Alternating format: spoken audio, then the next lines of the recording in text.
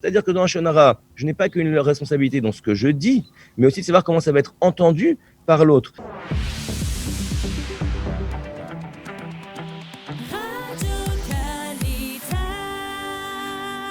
Eh bien voilà, il est 8h40 sur Radio Kalita et on va quelque peu décompresser après cette semaine très chargée sur le plan politique, diplomatique, sécuritaire.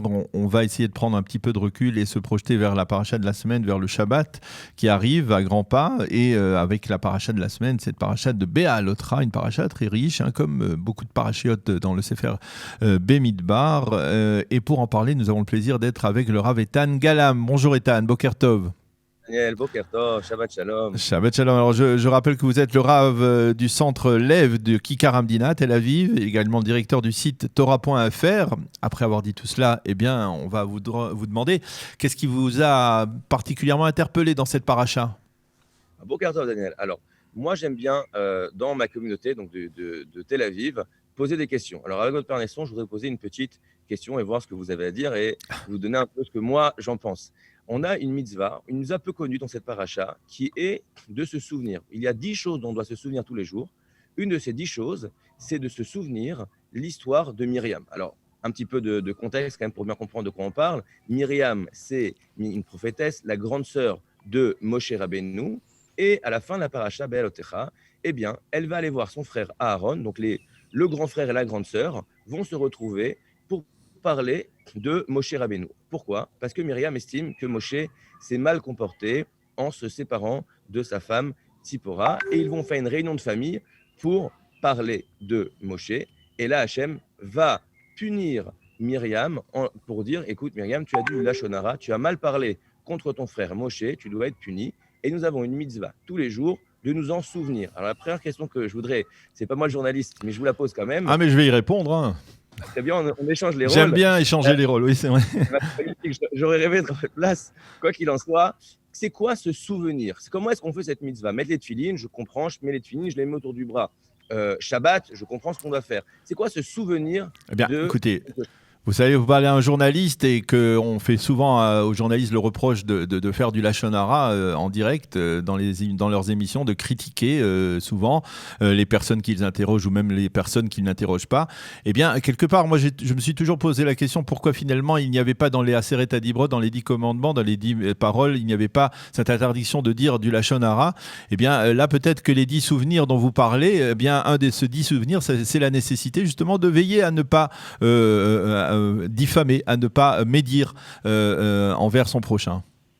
Alors bravo, écoutez, vous avez mis le doigt dans le mille, d'accord ? Et comme souvent d'ailleurs. Et la chose est assurante, c'est que comme Baruch Hashem parler, c'est ce qu'on fait le plus. Eh bien, si on réfléchit quand on parle, eh bien, au fond, on vit tout le temps avec cette réflexion, avec cette prise de conscience de dire, mais au fond, comment je dois parler ? Qu'est-ce que je vais dire ? Et quel va être mon impact que je voudrais donner sur le monde ? Mais au fond, si c'était ça, on nous aurait pu faire exactement comme vous le proposez dans les 10 commandements. Rappelez-vous bien, c'est très grave de dire de la Lachon hara. Eh bien là, on va nous raconter une histoire. On doit se rappeler de l'histoire de Myriam avec Aaron pour parler de Moshe. Donc si on doit se rappeler d'une histoire, c'est que les détails de l'histoire doivent nous apprendre un peu plus que juste l'interdit de dire du Lachon hara. Alors là, la question que je voudrais encore une fois vous relancer vers vous, si on réfléchit bien, et je vous donne encore une fois un peu de contexte. Dans les lois du Lachon hara, ce n'est pas, comme on pourrait le croire, l'interdiction de parler et d'ouvrir la bouche.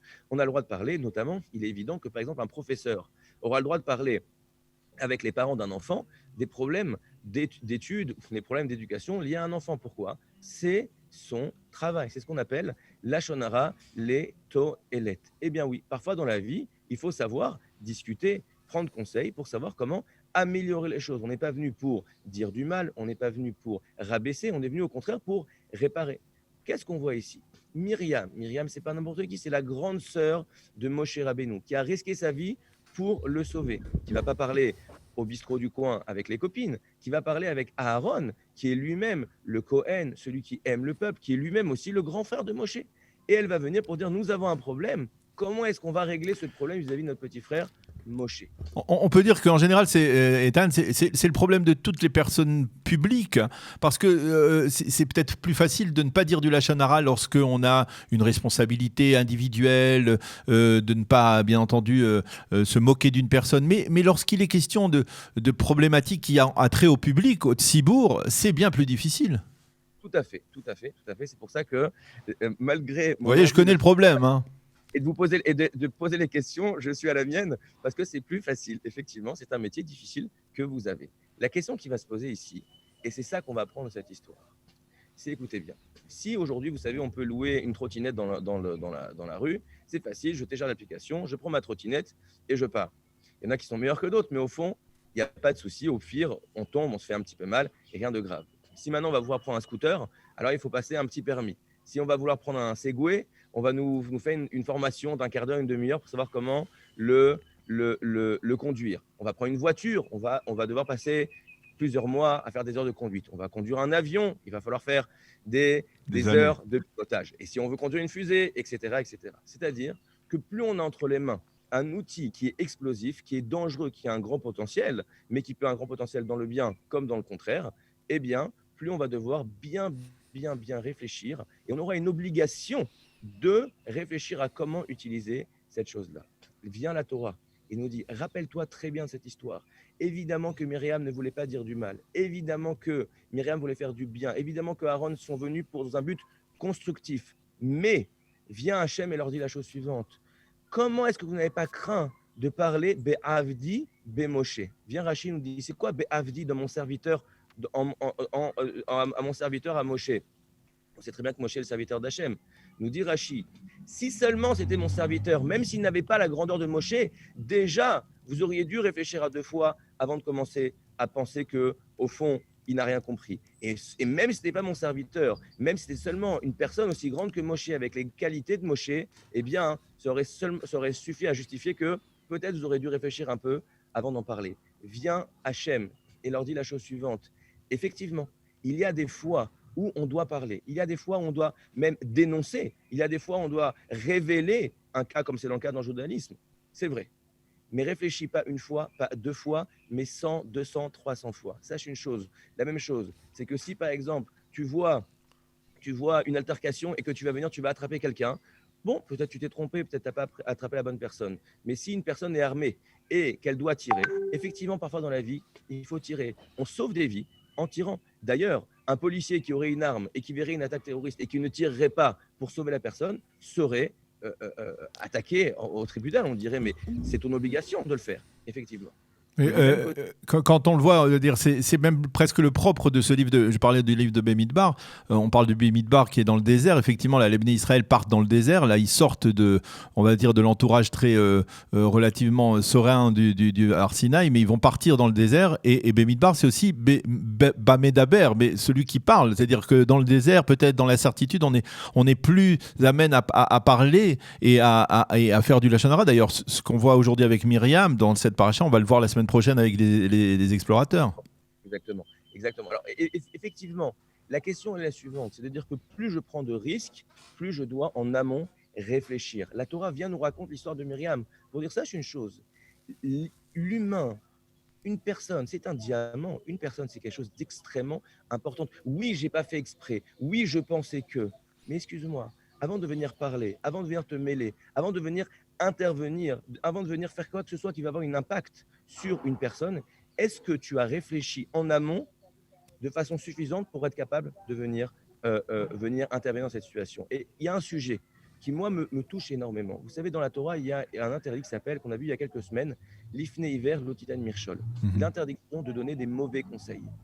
Et on voit que malheureusement, parfois des gens sont là sur Facebook, sur Instagram, en train de dire oui, alors tu devrais lui faire un procès, oui, tu devrais montrer c'est qui le chef, mais tu devrais le laisser cette pourriture, mais tu devrais lui montrer c'est qui le chef, etc. Toi, tu es là en train de manger tes chips, tu es en train de penser là et tu es en train de donner des conseils sur la vie d'une personne. Derrière, il y a des êtres humains, derrière, il y a des gens, derrière, il y a une vie. Il faut savoir une chose, nous avons une extrême responsabilité vis-à-vis des autres. On ne peut pas dire j'ai fait ça, mais ça m'a échappé, je suis désolé. Parce qu'une fois qu'on a fait du mal, c'est bien beau d'être désolé, mais le mal est fait. L'être humain est un diamant, l'être humain est très important. Et on doit bien réfléchir lorsque on arrive pour en parler et faire quoi que ce soit qui va avoir des répercussions sur lui. Surtout dans les réseaux sociaux aujourd'hui, parce qu'une fois que l'on a lâché quelque chose, eh bien après, on ne peut plus le récupérer. Et c'est absolument impossible de demander pardon à tous les gens qui ont lu un post qui est peut-être incendiaire. Ou... Tout à fait. Le Rav Sraim compare ça à quelqu'un qui jouait avec le feu, fait un incendie. Oups, je suis désolé, c'était qu'une petite étincelle. Je suis désolé, c'était qu'une petite étincelle, mais ça va, et ça c'est mille galgal, comme on dit en hébreu, ça va, et ça ne fait que s'amplifier, et après, ça nous échappe. Alors, je voudrais continuer avec vous, si on nous reste quelques minutes, Oui. pour voir la réaction d'Hachem par rapport à cette situation.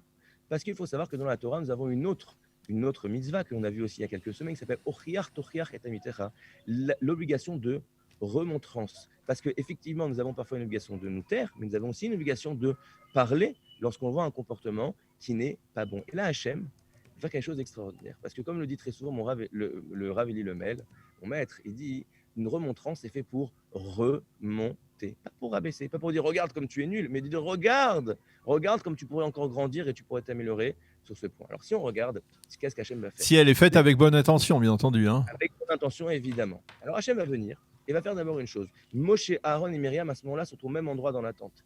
Là, Hachem va dire à Myriam et à Aaron, qui sont, entre guillemets, les deux fautifs, les deux accusés, s'il vous plaît, sortez. Moshe reste à l'intérieur.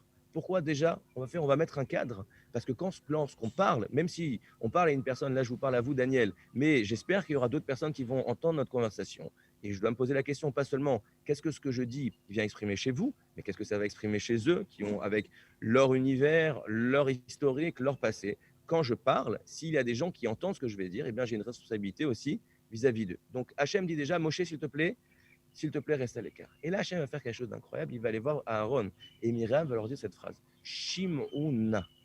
Écoutez, s'il vous plaît. Viens, Rachid nous dit Enna et là, Lachon Bakasha. Lorsqu'on dit s'il vous plaît, c'est parce que s'il vous plaît, je vous demande, je veux votre bien. C'est moi qui vous demande d'être capable de m'écouter. Évidemment, Hachem, c'est Hachem, et qu'il a en de lui Aaron et Myriam. Quoi que dise Hachem, évidemment que Aaron et Myriam vont écouter ce qu'il a à dire. D'ailleurs, Moshe va répondre après à Elna Refanala lorsque Myriam va contracter la... On va tout de suite essayer aussi de parler de ce Elna Refanala, la prière qu'on dit à toutes les occasions, on veut prier pour un malade, ce Elna Refanala. Mais là, Hachem leur dit la suivante. Lorsque je parle, il y a quelqu'un qui parle, mais il y a aussi quelqu'un qui écoute. De la même manière que ma responsabilité est de savoir comment parler et ce que je vais dire, mais aussi de préparer la personne qui est en face de moi à être capable d'entendre ce que je vais dire. C'est-à-dire que dans un shonara, je n'ai pas qu'une responsabilité dans ce que je dis, mais aussi de savoir comment ça va être entendu par l'autre. Si je suis à la yeshiva et que je dis cette personne-là étudie toute la journée, l'autre va trouver ça génial, mais peut-être que dans d'autres ambiances, ou si je vois un patron et je lui dis, vous savez, votre employé passe son temps à étudier la Torah, peut-être qu'il le verra d'un regard différent et que ça résonnera différemment chez lui. Shimona, je dois préparer, non seulement pas penser juste à ce que moi je vais dire, mais comment ça va être entendu par l'autre. Et là, je voudrais finir sur ce Elna Refanala, qui est tellement beau, cette prière. S'il te plaît, Hachem, guéris-la, parce que Moshe, évidemment, ne veut pas que l'on punisse Myriam. Nous ne sommes pas dans un moment de punition, nous sommes un moment d'éducation pour Myriam et pour nous. Et là, il va faire une chose, il va faire une prière très courte. El, na, refa, na, la. D'accord? 5 mots. On aurait pu croire que lorsque tu vois ta sœur qui est malade, ta sœur qui souffre, que tu aimes, et je le rappelle, ta sœur, pas n'importe quelle sœur, c'est elle qui l'a sauvée. Ta vie, tu existes grâce à elle. Et on sait toute la karatatov, la reconnaissance que Moshe s'est exprimée pour sa sœur et pour tous les gens qui l'ont aidé. On connaît l'histoire de Moshe qui ne va pas frapper le Nil parce qu'il a été sauvé par les eaux du Nil, qui ne va pas frapper le sable parce qu'il a été sauvé par le sable, etc. Donc si déjà on a la reconnaissance pour des objets inanimés, à plus forte raison pour sa sœur, sa grande sœur, qui nous a éduqués et qui nous a sauvé la vie. Il va dire juste quelques mots. Là, je voudrais vous raconter juste une petite histoire. Il y a un grand sage qui habite à Bnei-Brak, qui est très connu, qui s'appelle le Rav Chaim Kanevski. Et beaucoup de gens vont le voir pour demander des bénédictions. Et c'est connu. Lorsqu'on va très souvent, il nous répond ces deux mots, bracha ve'atzlacha. Bracha ve'atzlacha. Chance et réussite. Bracha ve'atzlacha. Et toujours comme ça, les gens venaient le voir. Lorsque la Rabbani Kanevski, la femme du Rav Kanevski, un jour, malheureusement, a fait un AVC chez lui à la maison, sont venus les secoureurs, sont venus le SAMU, d'accord, israéliens, sont venus Mada pour sauver sa femme. Et ils ont dit, mais c'est incroyable, on est en train d'essayer de sauver quelqu'un, on a le grand Rav Chaim Kanievski à côté, on va lui demander une bénédiction. Et là, qu'est-ce qu'il leur a dit? Bracha ve'atzlacha. Exactement les mêmes mots pour sa femme qu'il dit pour chaque juif. Viens Moshe Rabbeinu, et viens Rachid nous explique. Si Moshe avait commencé à prier de façon étendue, de façon méphora, dans tous les détails de la prière, s'il te plaît Hachem, tu comprends ce qu'elle a fait pour moi, eh bien, il a pensé, mais qu'est-ce que vont penser les juifs? Je ne suis pas capable, je ne suis pas en mesure de passer une demi-heure à prier pour chaque juif. Chacun qui va me demander, je ne peux pas faire comme ça. Eh bien, au fond, si maintenant je prie, je prends mon temps pour ma sœur et je ne prends pas le temps pour chaque juif, eh bien les gens vont être blessés, vont croire que je ne les respecte pas, vont croire que je ne les aime pas. Alors il a prié dans quelques mots juste pour sa sœur. Là, on apprend encore une fois dans la remontrance, dans montrer à Myriam l'importance de la parole. Je ne dois pas juste penser à ce que je dis, je ne dois pas juste penser à comment ça va être entendu par la personne à qui je parle, mais je dois penser à toutes les répercussions de ce que je vais dire. Et tout ça, ce sont les règles du Lachon Hara. Lorsque je parle à quelqu'un, peut-être qu'il n'y a aucun problème de le dire à lui, mais dès que cette personne-là va le répéter, et à la fin, ça arrivera dans les mauvaises oreilles, et ça fera du dégât, ça fera du mal. Donc c'est ça dont on doit se souvenir. Pas seulement de dire de ne pas faire du Lachon Hara, de prendre conscience que ma parole est impliquante. Lorsque je dis quelque chose, eh bien, je mets une partie de moi-même et après, ça m'échappe. Donc, je dois bien réfléchir à toutes les conséquences de ce que je vais dire. Eh bien, Rav Eitan Gala, merci beaucoup pour cet enseignement. On va le prendre aussi pour soi-même, hein, cet enseignement autour du Lachon Hara. Merci beaucoup, Rav Galam, d'avoir été avec nous ce matin et Shabbat Shalom. À bientôt. Shalom, un grand plaisir. Shabbat Shalom à tous.